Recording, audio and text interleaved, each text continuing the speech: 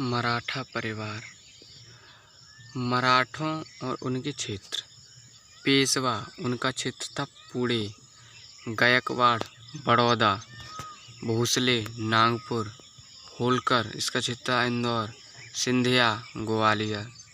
सिंधिया का क्षेत्र ग्वालियर था। मराठों के पहले महान नेता छत्रपति शिवाजी थे। जो मराठों के पहले नेता थे वो छत्रपति शिवाजी थे। मराठा 17वीं सदी के उत्तरार्ध में प्रमुख बन गए। ठीक।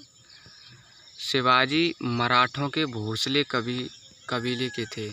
जो शिवाजी थे वो मराठों के भोसले कबीले के थे। शाहजी भोसले और जीजाबाई शिवाजी के माता पिता थे। जो शाहजी भोसले थे जो शिवाजी के पिताजी थे और जीजाबाई शिवाजी की माता थीं।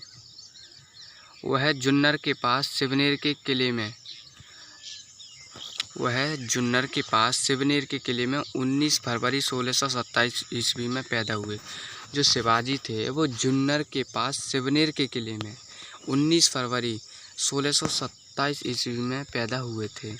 उनके पिता अहमदनगर के निजाम शाही शासकों के तहत एक सैन्य कमांडर थे और बाद में बीजापुर के थे।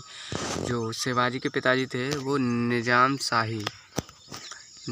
शाही शासकों के तहत एक सैन्य कमांडर थे और बाद में बीजापुर के कमांडर बन गए। शिवाजी के शिक्षक दादाजी कोंडादेव थे। जो शिवाजी के शिक्षक थे वो दादाजी कोंडादेव थे।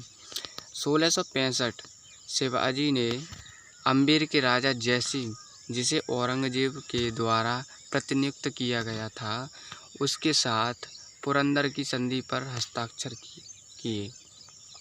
ठीक। जो 1665 ईस्वी में शिवाजी ने अम्बेर के राजा जयसिंह, जिसे औरंगजेब के द्वारा प्रतिनियुक्त किया गया था, उसके साथ पुरंदर की संधि पर हस्ताक्षर किए थे। शिवाजी महाराज के 2 पुत्र संभाजी और राजाराम थे।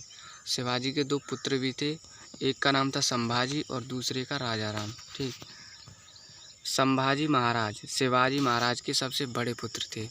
जो संभाजी महाराज थे वो शिवाजी महाराज के सबसे बड़े पुत्र थे। राजाराम संभाजी महाराज के छोटे भाई थे और वह संभाजी के उत्तराधिकारी भी थे। शिवाजी द्वितीय राजाराम महाराज और रानी ताराबाई के पुत्र थे।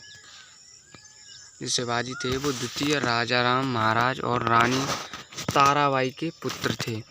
राजाराम महाराज की मृत्यु के बाद ताराबाई ने अपने बेटे को ताज पहनाया और मराठा साम्राज्य का नियंत्रण अपने हाथों में ले लिया।